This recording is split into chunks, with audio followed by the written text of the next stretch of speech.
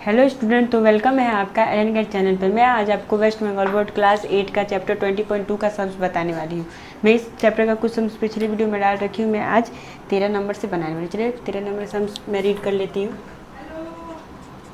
Question है, एक बहुभुज के 5 अंतःकोणों में से प्रत्येक का माप 172 डिग्री एवं दूसरे अंतःकोणों में प्रत्येक का माप 160 डिग्री है, तो बहुभुज के भुजाओं की संख्या लिखे। ठीक है, यहाँ पर क्या बोला गया है कि यहाँ पे 5 अंतःकोण दिए गए हैं जिसका माप दे दिया गया है कितना, तो 172 डिग्री, और बोला गया है कि बाकी का जो बचा हुआ अंतःकोण है उसका माप है 160 डिग्री। ठीक है, तो मैं यहाँ पे एक ड्रॉ कर लेती हूँ।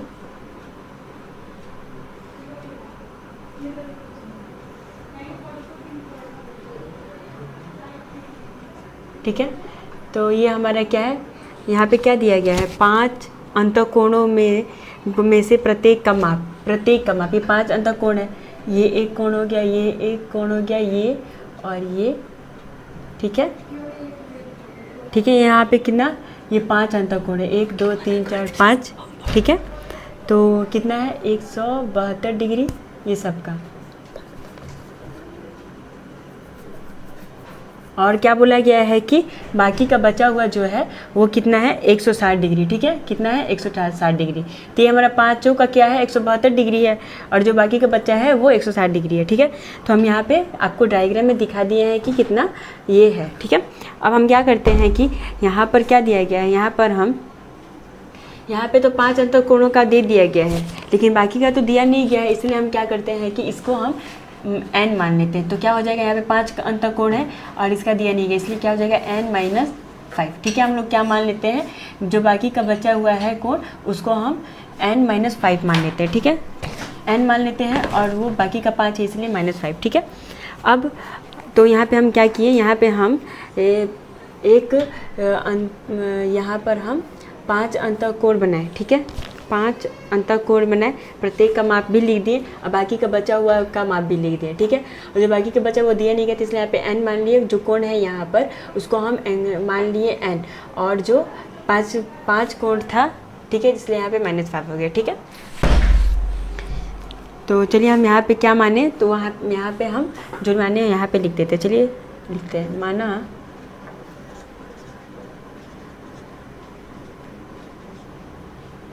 बहुभुज के भुजाओं की संख्या कितना है, इक्वल टू n है। ठीक है, बहुभुज की भुजाओं की संख्या क्या है, n है। अब हम लिखेंगे बहुभुज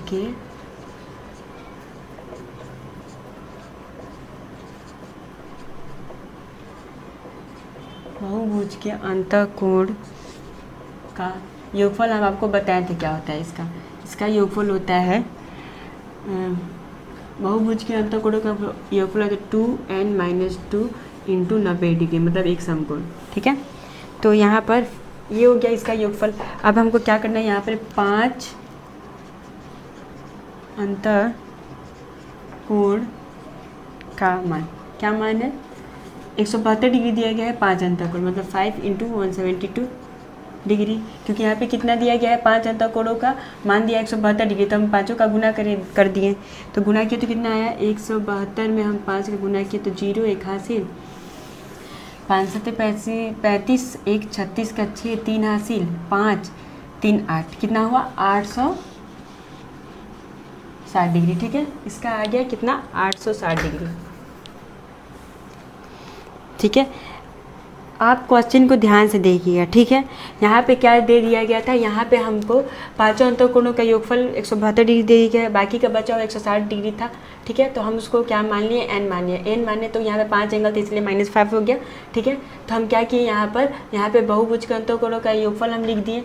योगफल क्या होता है आपको फार्मूला में पिछले वीडियो में बता रखी थी, वही मैं यहाँ पे फार्मूला लिख दी हूँ। फिर क्या किए हैं कि हम 5 अंतःकोण का मान लिख दे। 5 अंतःकोण मतलब यहाँ पे 172 डिग्री योगफल उसका दिया गया था, 5 अंतःकोण का मान यहाँ पे दिया गया था 172 डिग्री। 172 में से 5 कोण था इसलिए 5 से हम गुना किए तो 860 यहाँ पर आ गया। ठीक है,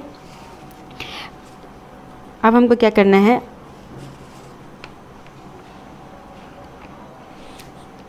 ठीक है, तो हम क्या करेंगे, यहाँ पे हम अब लिखेंगे, इसीलिए यहाँ पे हमारा तो सारा 5 अंतःकोण का तो आ गया कितना 860। अब बाकी का बचा हुआ का निकाल लेते हैं हम, जो कि यहाँ पे 160 डिग्री दिया गया है। तो मैं लिख देती हूँ यहाँ पे बाकी का क्या है n-5 का बचा हुआ अंतःकोण का योगफल इक्वल टू क्या हो जाएगा 160 डिग्री और क्या है n-5 है। ठीक है, 160 डिग्री का क्या है n-5 है। तो हम अकॉर्डिंग टू क्वेश्चन जा रहे हैं। ठीक है, क्वेश्चन में बोल रहा है यहाँ पर कि 5 अंतःकोणों का प्रत्येक का माप 172 डिग्री है एवं दूसरे अंतःकोणों में प्रत्येक का माप 160 डिग्री है। तो यहाँ पे हमको क्या निकालना है, बहुभुज के भुजाओं की संख्या निकालना है। ठीक है, तो यहाँ पे हम बाकी का अंतःकोण का योगफल भी लिख दें, कितना आया था, कितना था 160 डिग्री था। ठीक है, तो यहाँ पे मैं 160 n-5 जो यहाँ पे मानी थी वो लिख दी हूँ। ठीक है, अब हमको क्या करना है, प्रश्नानुसार हम जाते हैं। क्वेश्चन बोल रहा है यहाँ पे हमको क्या निकालना है, यहाँ पे हमको क्या निकालना है, बहुभुज के भुजाओं की संख्या निकालना है। तो हम यहाँ पे पहला क्या है, पहला हमारा 860 प्लस 160, ठीक है, n-5 है। ठीक है, पहला हमारा ये आ गया, तो सेकेंड ये आ गया। ठीक है, तो पहले हम माने थे 160 में हम n माने थे। ठीक है, तो वो लिख देंगे। उसके लिखने के बाद हम इस फॉर्मूला को यहाँ पे लिख देंगे। तो चलिए लिखते हैं 860 प्लस 160 n-5, फर्स्ट ये सेकेंड ये। ठीक है, ये 5 है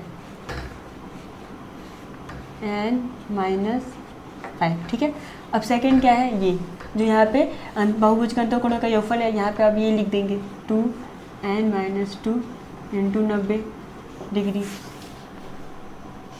और या 860 प्लस 160 n, इसको इससे गुना कर दिए। ठीक है, तो 160 में n का गुना किए तो 160 n माइनस क्या हो जाएगा, यहाँ पे 160 में 5 का गुना करेंगे 0 और ये हो गया 5 6 का 30 का 0, 3 हासिल 5 3 8, तो कितना हो गया 800 हो गया। 800 इक्वल टू अब ये 2 का इसमें गुना करेंगे। ठीक है, तो क्या हो जाएगा यहाँ पर हो जाएगा आपका 2n-4 इंटू 90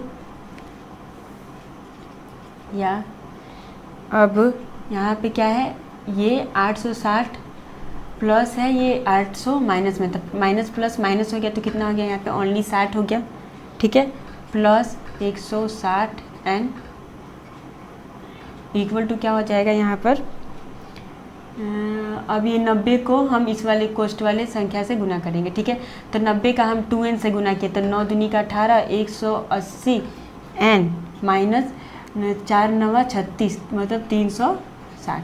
ठीक है, या अब हम क्या करेंगे, यहाँ पर अब n को एक साइड कर दे रहे हैं और अंक को एक साइड कर दे रहे हैं। ठीक है, तो यहाँ पे क्या है 160 n, ये आपके 180 क्या है, इधर आपका प्लस में है तो इधर माइनस में आ जाएगा 180 n इक्वल टू माइनस 360 और ये प्लस में इधर माइनस में चला गया 60।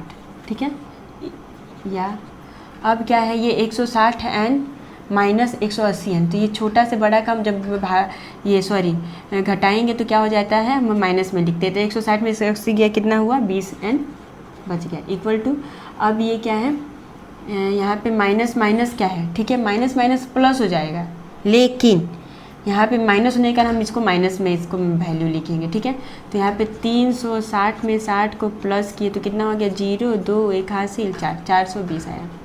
ठीक है, ये 420 आया इसका, तो इसीलिए क्या हो जाएगा, यहाँ पे माइनस से माइनस गया। ठीक है, तो n इक्वल टू क्या हो जाएगा 420 बटे में 20, तो 0 से 0 गया, यहाँ से यहाँ गया तो कितना आ गया 2 1, तो इसीलिए n इक्वल टू क्या हो गया 21 आंसर। ठीक है, तो यहाँ पे हम क्या लिख देंगे, यहाँ पे क्या पूछा गया है कि तो बहुभुज के भुजाओं की संख्या बताओ, तो हम यहाँ पे लिख देंगे बहुभुज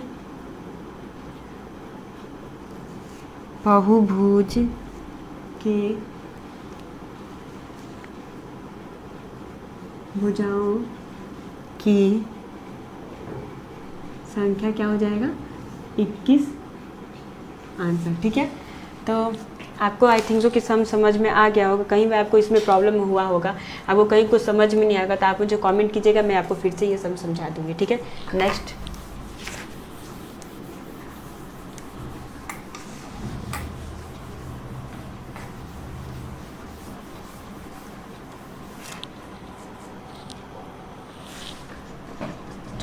चौदह नंबर क्वेश्चन है, प्रमाणित करें कि एक चतुर्भुज के किसी भी सन्निहित कोण के समद्विभाजक से उत्पन्न कोण चतुर्भुज के अन्य दो कोणों के योगफल का आधा होगा।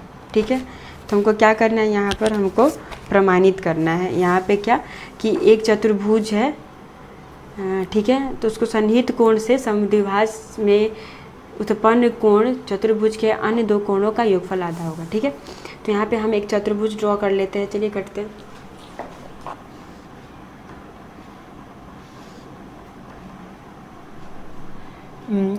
ये एक चतुर्भुज है, क्या है, ए बी सी डी।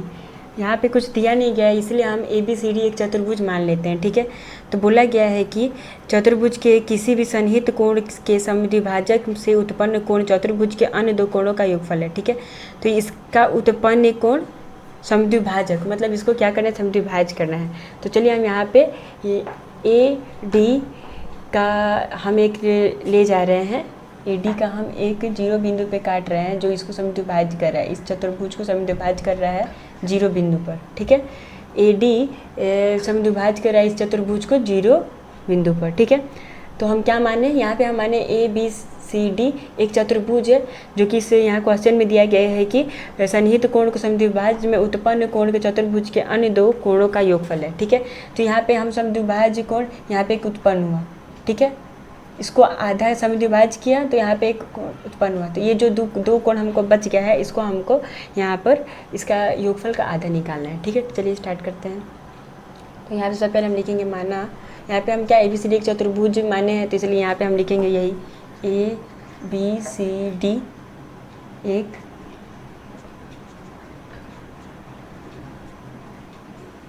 चतुर्भुज है, जिसमें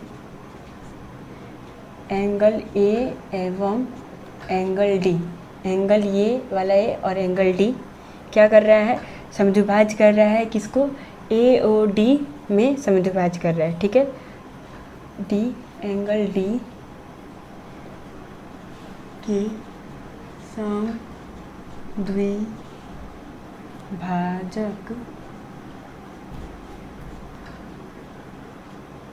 समद्विभाजक क्या है, से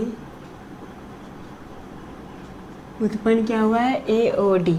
ठीक है, यहाँ पे क्या उत्पन्न हुआ है, एंगल ए ओ डी, समद्विभाज करने से यहाँ पे उत्पन्न हुआ एंगल ए ओ डी। ठीक है, तो हम यहाँ पे एक चतुर्भुज को समद्विभाज किए तो एंगल क्या उत्पन्न हुआ, ए ओ डी एंगल यहाँ पे उत्पन्न हुआ। तो हमको सिद्ध क्या करना है, हमको सिद्ध करना है, क्या सिद्ध करना है, सिद्ध करना है कि एंगल ए ओ डी योगफल का आधा है, मतलब आधा मतलब 1/2, और क्या हो जाएगा, angle B plus angle C, दो एंगल का आधा योगफल का आधा है। ठीक है, तो ये दो एंगल है, एंगल बी और एंगल सी। ठीक है, ये दो एंगल है। अब हमको प्रमाण क्या करना है, यहाँ पे प्रमाण क्या है, प्रमाण है कि चतुर्भुज, ये चतुर्भुज है भाई, चतुर्भुज ए बी सी डी में हम क्या पा रहे हैं, angle A plus angle B. ठीक है, angle A plus angle B, angle C और एंगल डी कितना डिग्री हो जाएगा, ये हमारा हम आपको बताए थे कि चतुर्भुज का जो होता है कोण, वो सारे कोण मिला करके 360 डिग्री होता है। ठीक है, तो हम वही यहाँ पे आपको दिखा रहे हैं, एंगल ए, एंगल बी और angle C plus angle D मिला करके कितने हुआ, तो 360 डिग्री हुआ। ठीक है, तो हम यहाँ पे आपको बताए थे कि किसी भी चतुर्भुज के चारों कोणों का योगफल चार समकोण यानी किसी भी चतुर्भुज के चारों कोणों का योगफल, ठीक है, यहाँ पे जो 1 2 3 4 कोण दिया गया है ना, इस चारों कोणों का योगफल, ठीक है, चार समकोण होता है, मतलब 90 चौक 9 चौक 36 होता है, ठीक है। तो मतलब क्या हो जाएगा, एक समकोण क्या होता है, 90 डिग्री का होता है, ठीक है। तो 4 यहाँ पे समकोण दिया गया है, ठीक है। तो 4 90 के से 4 का गुना करेंगे तो यहाँ कितना हो जाएगा, 360। तो यही हमारा 360 डिग्री है। तो चलिए मैं आपको ये कन्फ्यूज़न ना हो कि यहाँ पे मैं क्यों ये लिखी हूँ, तो मैं यहाँ पे ये लिख दे रही हूँ, किसी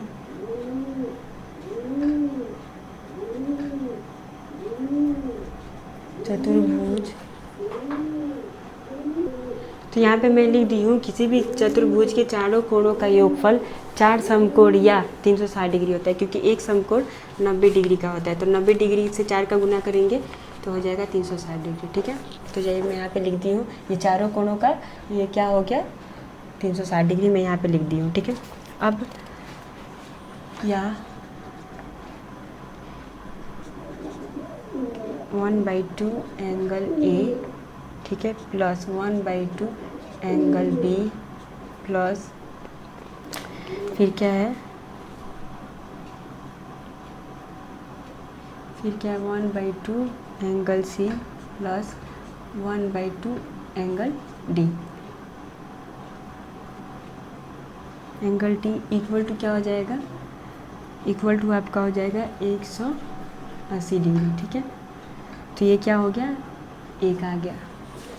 अब हम क्या करते हैं, पुनः फिर हम इसी में जा रहे हैं, क्या देख रहे हैं हम, त्रिभुज ट्राइएंगल ए ओ डी जो यहाँ पे हमारा बना है ए ओ डी में,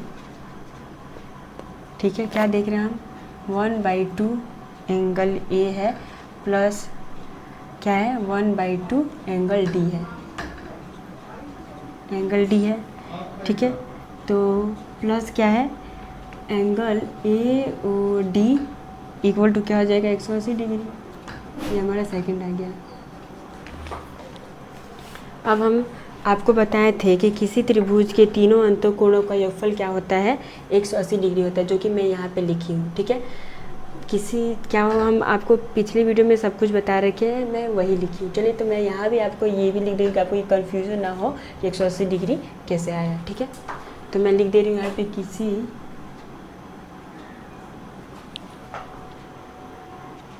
तो मैं यहाँ पे लिख दी हूँ कि किसी त्रिभुज के तीनों अंतःकोणों का योगफल कितना होता है, 180 डिग्री होता है, जो कि मैं यहाँ पे लिखी हूँ, ठीक है।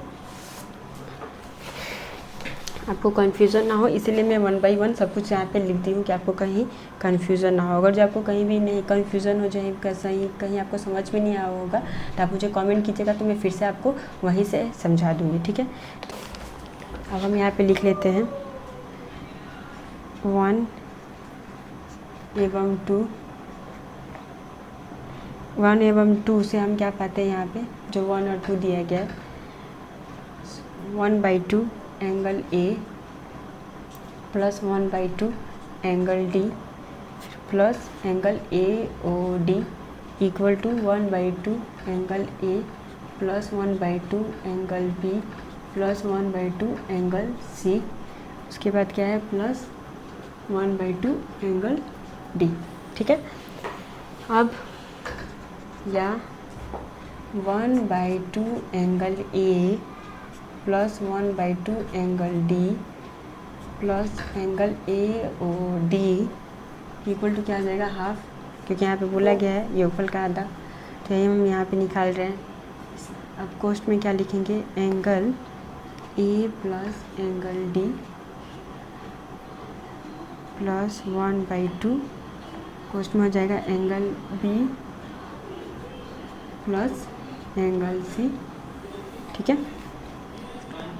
या हम यहाँ पे क्या देख रहे हैं, यहाँ पर ए देख रहे हैं, यहाँ पे angle A O D equal to क्या देख रहे हैं हम, 1/2, ठीक है।